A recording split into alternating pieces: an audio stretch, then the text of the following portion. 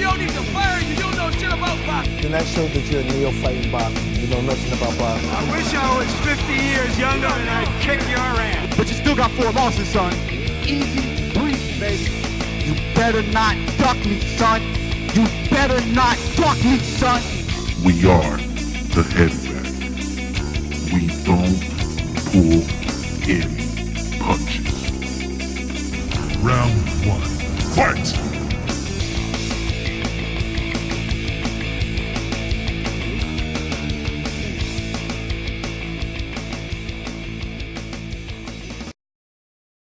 All right, welcome to another episode of Tough Talk Tuesday. As always, I'm your host, Lucas Biggers. Alongside me will be Robert Alexander and Rudy Gutierrez. We got the night off due to having a new baby boy. Congrats, Rudy. Robin, with me? Yeah, congrats, Rudy. Definitely, baby boy. I know you're happy. He's gonna pass all that boxing knowledge on to him, I'm sure. A big weekend, Rob, of fights, just a whole lot.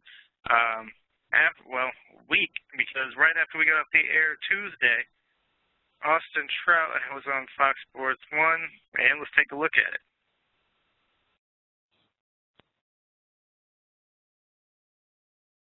Look at that body shot. Dropped him. And that was a good win for Austin Trout. The thing that intrigues me the most about Trout, though, is the route he's having to take coming back. I mean, it's a good win for him, but it's a guy, a few years ago you would think is way underneath his caliber. And he's really having to go to the bottom of the crates and work his way back up. You got to give him props to keep his motivation on that, Yeah, but for example, recently in the past few fights, he has been fighting, like you said, kind of lower level opposition, but he did beat Cotto. Do you think he's still on the top of his game? That's a hard, and seriously, that is really a hard question to answer, because to me, in my opinion, it's the lower level competition. I think he's big, there's many ups and downs in a boxer's career. Mayweather-Berto is a classic example of a fighter who has that, roller coaster ride. And I think Trout is someone who's on that right now. He's literally on the bottom, working his way back up.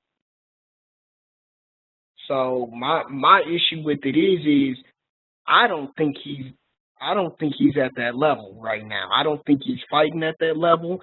I don't think he's fighting enough competition to prove it. Okay, man, I can agree to that. I mean, he clearly didn't fight anyone worth a damn recently. I mean, this guy's name was Twinkle Fingers or something like that. That's his nickname. So it's hard to judge off these guys that he's been fighting recently, but he's looked stellar doing so, as he should. Some guys, they meet the level of opposition and they come down looking like crap, but he's on his game, and I got to say he's putting everything together really well. Hopefully we see him in a bigger fight, though. I mean, Ostrout's definitely a good boxer, and not getting the props that he needs. I think he deserves a big fight here coming up soon. Maybe against Charlo, who recently won. And we're actually going to head on to Errol Spence here. Also, the PBC on Friday. Just complete domination of Chris Van Heerden. I love this kid. Richard Colon just straight put the beating down him. Great knockout. And then, of course, we're going to come to Adonis Stevenson here. Not even fair, just beating up Carpetsy. Carpetsy actually landed one. We don't have that clip, but he landed one in the beginning. Actually stammered Stevenson a little bit, but And there you see the stoppage. So all KOs on PBC, which was nice to see. You don't get a lot of those all the time. So, but to have a whole card with nothing but KOs was rather pleasant. Just like with what we were talking about with Trout, you kind of have to say the same thing about Stevenson, right, Rob? He's not facing that kind of opposition lately. Stevenson, I disagree with. He fought a strong fighter though. His last time out when he fought what's his name? It's on the tip of my tongue.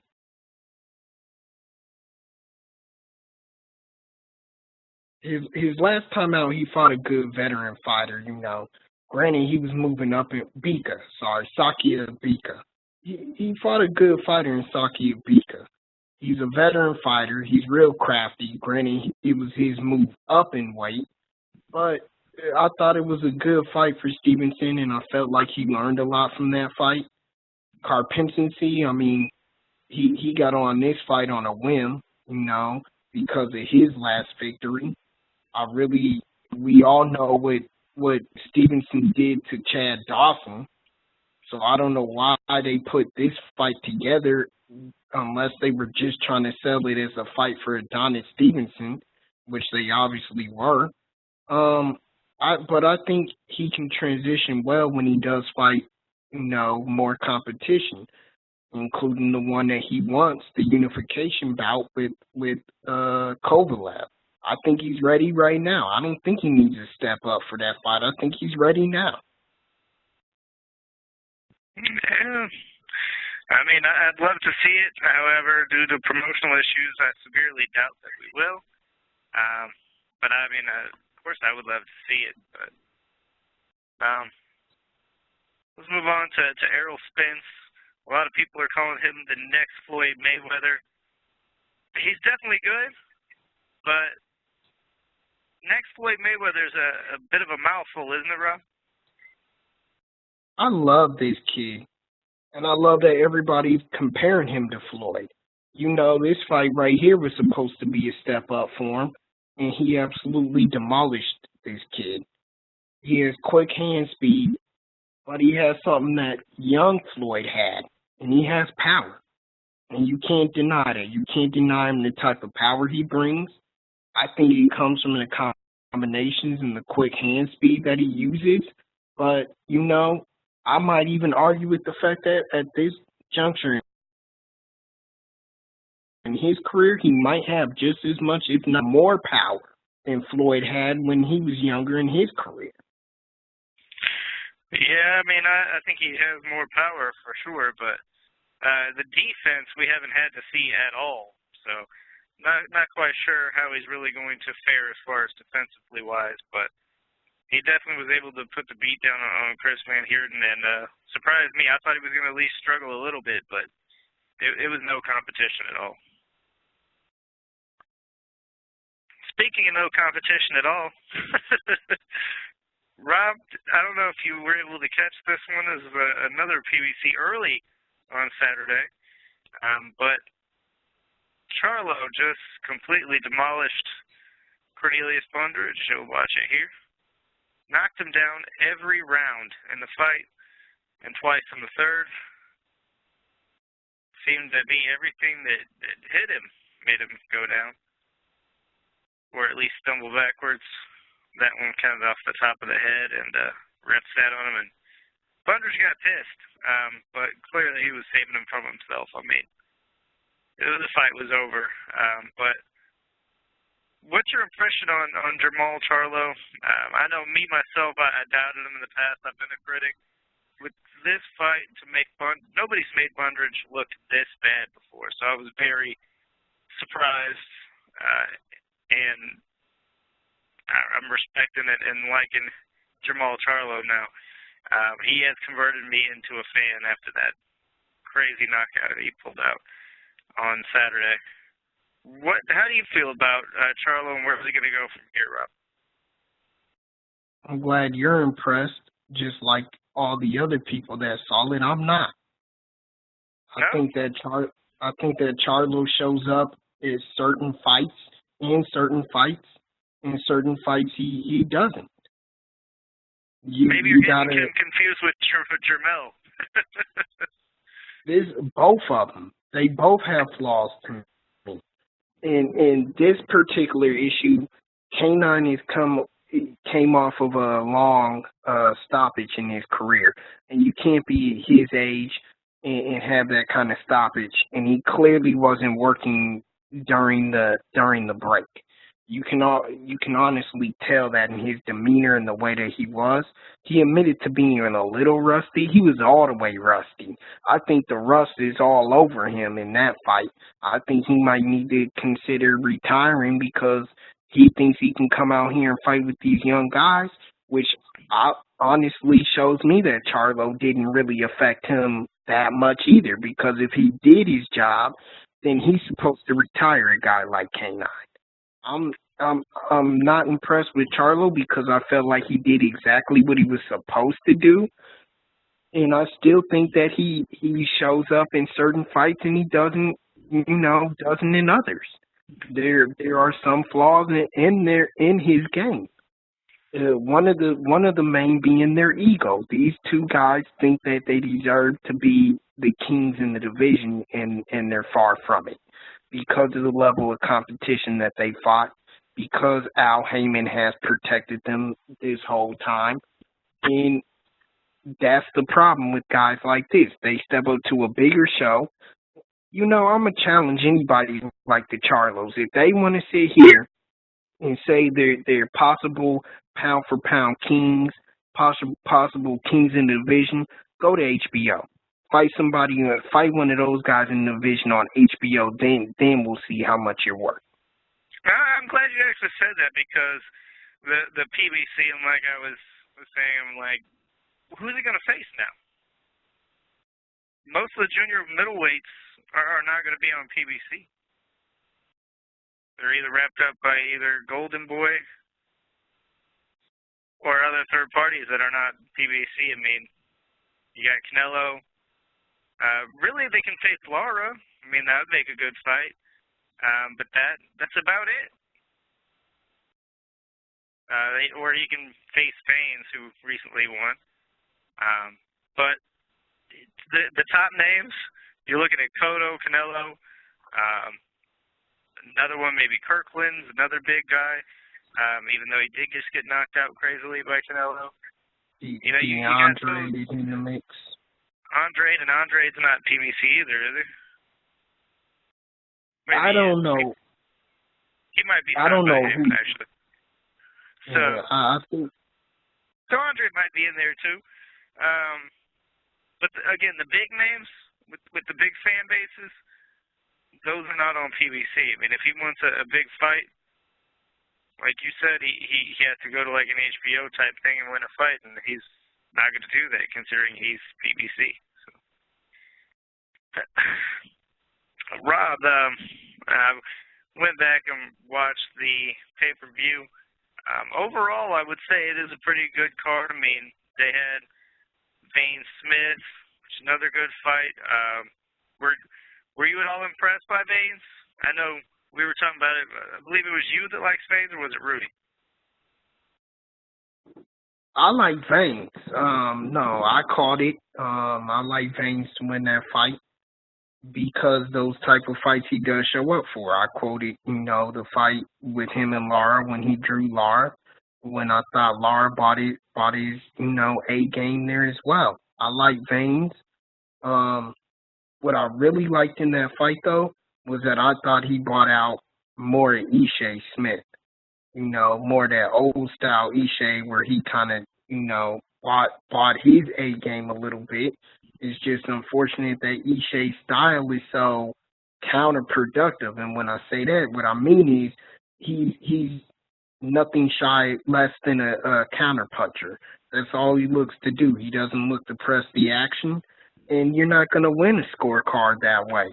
And Baines pressed the action and was able to get the job done. cultivated by the fact that he still has power, and he knocked him down and was able to capitalize. Yeah, I mean, he's always had that power, and he has an awkward style. So it was good to see him come out victorious again. He's kind of been on hiatus lately. You haven't really seen a whole lot of Baines, so good to see that he's back in motion there. Hopefully we can see him in a bigger fight coming soon. But, of course, you also had Badu Jack and Groves. Would you say that was the fight of the night? I know you were very excited for that fight. No. No? It would have been, but we'll talk about the fight of the night next. There was an incredible fight on this card that would have made this fight worth $180 if you had to pay. But the Groves Badu Jack fight though was refreshing. It was very refreshing considering the fact that they both bought their A game.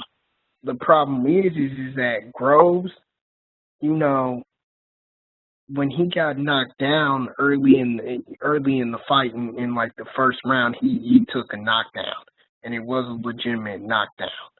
After that, he kind of got real antsy about trying to get back on the scorecards. And the problem is when you want to do that, you want to be dominant, but you want to ease your way back into the fight because, of course, you were on wobbly legs. You just got knocked down. And Rudy loves talking about this fact here. When you can wobble a guy or make him shaky with a jab, you're doing something. And Badu Jack was able to do that, countless amount of times in that fight where he just wobbled his legs. He didn't go down again, but he wobbled him with, just a straight jab. And Groves really was trying to load up on his shots. I guess he was thinking that Badu Jack was softer than he was and they made a point of that in Groves' training camp that, they thought he was soft because he went down early in his career. And that's the problem. You prepare for one style of a fighter that's like a Heckle and Clyde type of fighter, and that's what happens. Yeah, I mean, I'm very surprised. I expect Groves to get the better of Jack, maybe even knock him out. But clearly that was not the case, and yeah, that's what they were thinking too. Pleasantly surprised with that fight, but Mexico-Puerto Rico war between Salido and Martinez walked away with fight of the night for sure, huh, Rob? Fight of the night, that's fight of the year, and I don't think, barring a war between Cotto and Canelo, and I mean it has to be an all-out, drag-out war, that is the fight of the year. The only thing that compares to this style of a fight right here is the Ward Gotti trilogy. The thing is with that, the reason why that compares up to it now is because it was on a Mayweather pay-per-view. And, the next time I see them two fight, hopefully it'll be on HBO. But when you talk about wars, it's undescribable. It really is. You really have to see the fight to know what I'm talking about. There were times where, when we all watch the fights, yeah, we're journalists, but we watch them with the average fans. And my brother-in-law was watching this fight, and there were times he was just screaming at the TV. He thought Martinez, they should call the fight because he thought Roman was going to get, a lead in there, so to speak. And that's bad to say, but I'm dead serious. He thought Roman was gonna come out of that fight paralyzed how many shots he was taking to the face, and it didn't even faze him. You look at the end of the fight, and Roman was standing tall, smiling. It didn't even faze him, and he came back with some hellacious shots of his own. Salido was a beast. I mean, he looked even better than he did against any of those two fights he had against Juan Mon. And we all know that was his best look there. He looked better than he did against Lomachenko. And Roman was able to withstand all of that and fight back valiantly. So they did us a favor by making this one a draw. You could have called it for Salido, and it still would have ended up in the trilogy. But Roman just fought back so hard, you had to call it a draw. I couldn't see it either other way. I didn't know who the hell won at the end of the fight. To be honest with you, let alone I didn't know who was who. I really didn't know who was who. They both were throwing as many punches against each other. And when I say they fought up to the final bell was fought just as round one was. You know, standing toe-to-toe, firing shots at each other, landing, missing. It was crazy. It was like the Matrix with bullets flying everywhere and missing with Keanu Reeves. It was the Matrix. It's undescribable. You have to see that fight. You cannot be a boxing fan and not see that fight. I mean, it definitely was going to be campaigned as fight of the year, and I think it should win. But regardless, it's definitely something that's going to go down in history, and I really hope we get to see the third part of this in the rubber match. I saw Salido a little ahead, but I can't be mad at a draw. It just means we get to see another one. So definitely a great fight. But that leads me to the fight of the night, Mayweather's swan song, so to speak. You know, did we expect him to actually put up and fight? Come on, Rob. You know you I said did. it last week. Yeah, I did. And he was not going to do that. He toyed with him. He played with him. He pop shot at him. We should have known better. I'm disappointed because of the fact that, you know, this performance was, to me, to have a guy like Berto land 2 more shots on you than Manny Pacquiao did is a bigger disappointment. It's a bigger disappointment than the Manny Pacquiao fight. I expect you to run. I expect you to duck. I expect you to hide against Manny Pacquiao because you're going to do whatever it takes to win. But against Berto, I don't expect that. I expect you to stand and fight. I'm sorry. Period. You tell everybody and sell us on the fight the fact that Berto's never been in a boring fight. And you prove us wrong because, you know, like Berto said, who is the common denominator in these fights that make it boring? You know, Floyd. And the bottom line is, you know, the holding. That's where the issue I have. That's the biggest issue that I take. Against Maidana, I don't think even then he held as much. I might be wrong. I could be wrong. I could just be biased, and I like the way he fought that first fight than he did the second one. But the holding is the issue to me. And for everybody who sits here and thinks that Floyd is going to return to the ring, I got proof he's not. What's your proof? The holding. Just what Oscar De La Hoya said when he retired. I sat there and stood toe-to-toe with these fighters, meaning Floyd and Pacquiao, and I couldn't let my hands go. I just couldn't pull the trigger, and that's how I knew I was done. And that's the issue with Floyd. He's not wanting to engage. You know, I always use the Top Gun theory. Always. And it's true. When you're up there and you're not wanting to engage and you're scared or afraid to engage in combat, you're done. Period. End of story. And that's what I saw Saturday night. He's done. He didn't want to engage. He didn't want to fight. He didn't want to do combat. None of that. He strictly wanted to go in there, do his 12 rounds, and go home. You know, that's like me and you, Lucas. That's like us getting up every morning, going to work to do our 8 hours of work, and then whatever we got to do and going the hell home. That's what he did. You know, that's what he did. And we're doing this at $10, $12 an hour. He's doing it at like 100,000 an hour, even more than that. He's doing it for hundreds and thousands an hour, and that's all he did was just go to work, just like a janitor did. You're not a janitor, man. You're the greatest athlete in the world. That's a disgrace. Gotta agree with you there. I mean, I don't know why anybody would have bought it other than the decent undercard that it had on there, and like you said, I mean, Martinez Salido could have been a pay-per-view on its own.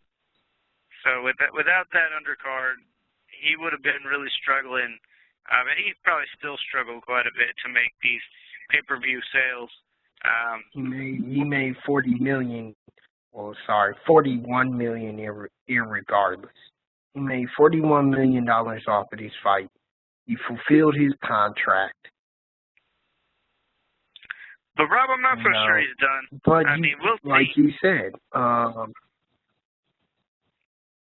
he's not willing to engage.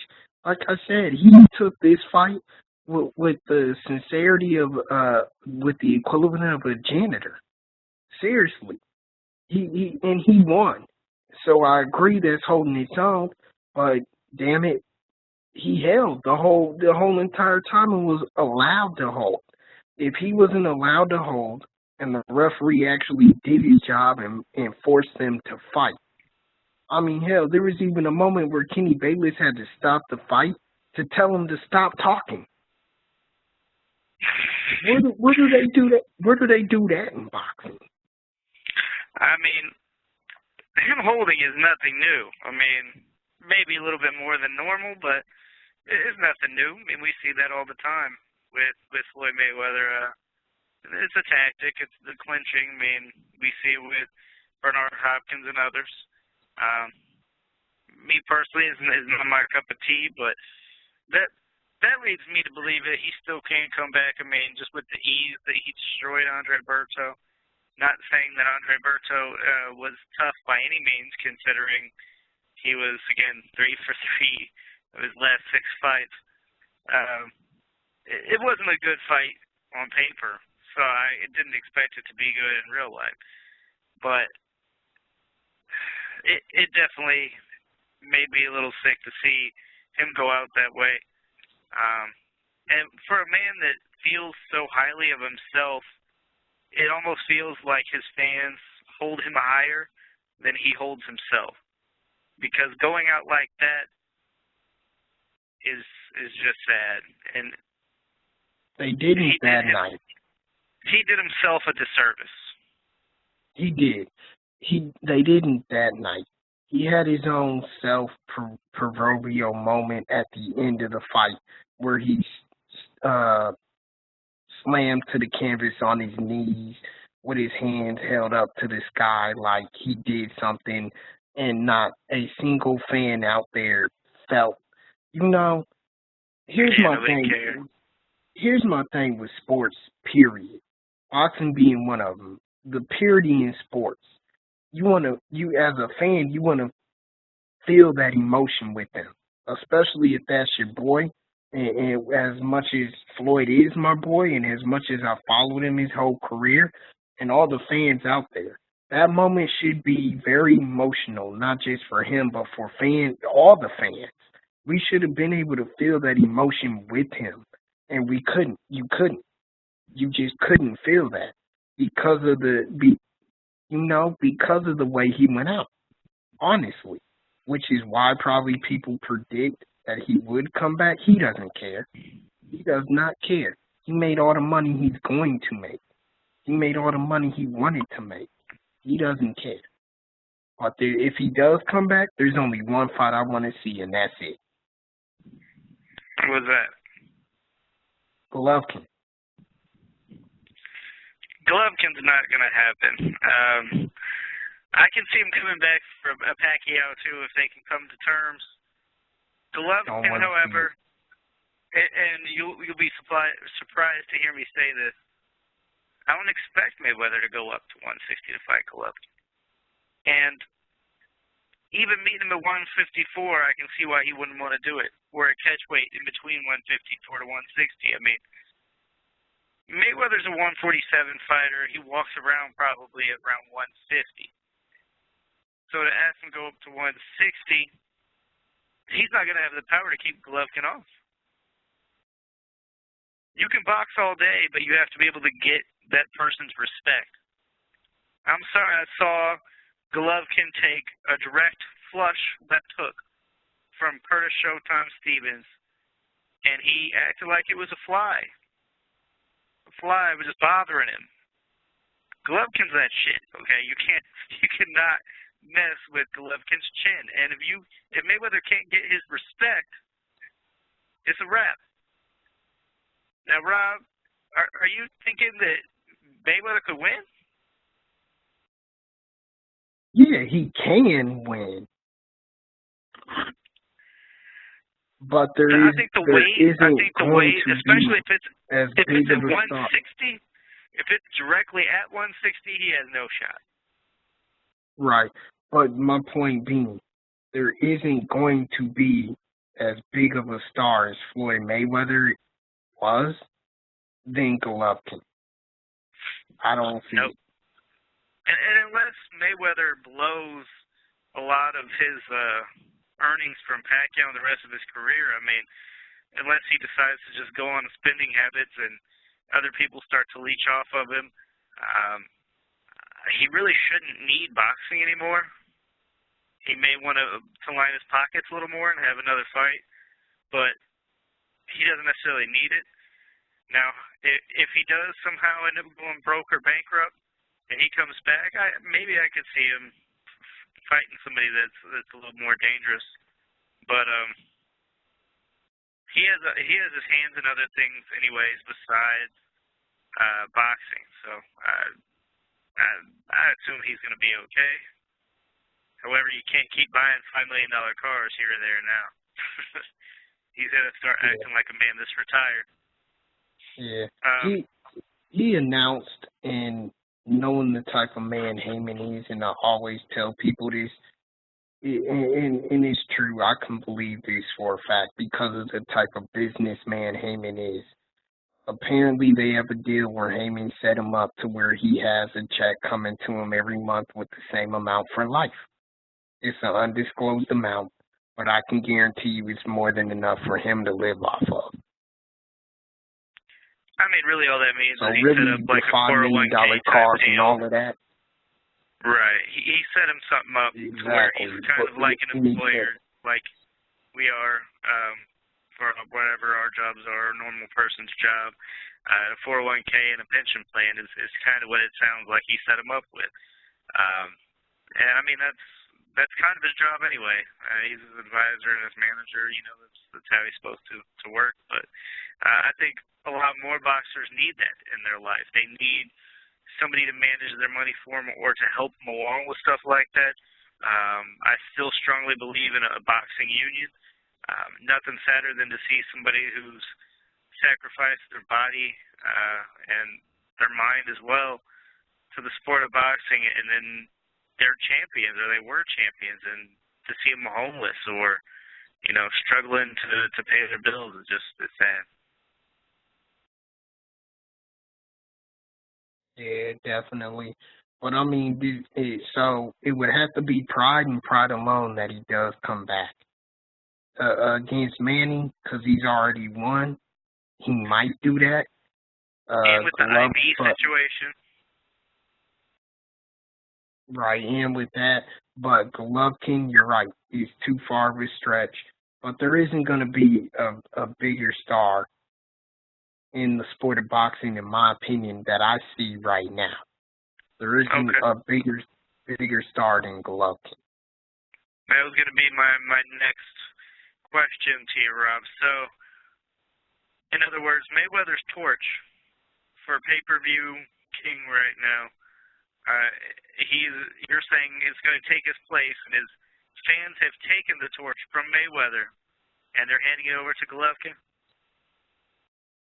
Everybody, and there was a lot, everybody who refused to buy this fight, this Floyd Mayweather fight now, which was a part of history, is all going to buy Golovkin Lemieux. Everybody who refused to buy it is all going to buy Golovkin Lemieux. I agree. If you can sell out MSG coming from Russia, where before nobody knew who you were, and the only person really in the New York area really that he's beaten around the area, not necessarily a New Yorker, but who's around the area, is Curtis Stevens, Rosado type, which Rosado has ties everywhere pretty much. You can, if you can hold it, pretty much he's selling the show out at MSG himself. And he's not nowhere near from New York. He ain't even from America. He's the next big thing. Forget Canelo. Canelo has the Mexican fans, and that's a shit ton. But Golovkin has the world. Period. And I say Canelo and Golovkin as well. Those two are going to be the future of the sport. You got to remember, though, Golovkin's already, 32, 33. So he's not far from hitting his end of his career here in the next few years. Well, even Cotto, Cotto at 35, I predict can do another 5 years. I don't know. Golovkin, I think, can do 10. He's just that much in shape. Canelo, Hopefully I think he stays that way. However, he does have a different style than Floyd Mayweather and Bernard Hopkins. He gets hit a lot. Now, right now, he can take those type of hits. You don't see a lot of careers go that long with the way his style is. Now, Golovkin may be good at what he does, but he does take some damage. I mean, like I said earlier, I saw him take a straight flush shot from Curtis Stevens. Took his best shot, and it didn't buckle him, but it had to draw that brain around. And it does damage over time. And he gets touched often, and it is a little too often. However, I do agree with you. I think Golovkin, he's going to be a pay-per-view star. He's this year's or this era's closest thing to a white Mike Tyson. I call him the Kazakhstan Tyson. But he's definitely going to be the pay-per-view because everybody wants to see a knockout. And you know what? He delivers. He delivers almost every time. And as far as Canelo goes, he has that built-in fan base.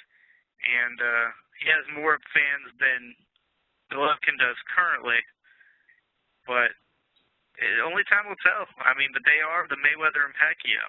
Golovkin and Canelo are the Mayweather-Pacquiao of this upcoming era. Out of time, but Rob, I want to ask you something else here. I know you're a fan, but try to take your fanness out of it. Where do you place Floyd Mayweather Jr. as far as top pound for pound of all time? Are you talking top 10? Are you talking top 25, top 50? You got to think of all the boxers of all time, pound for pound. Where are you putting them? That's a good question because recently I had to, what was it? Today they were talking about it on the radio here in Atlanta.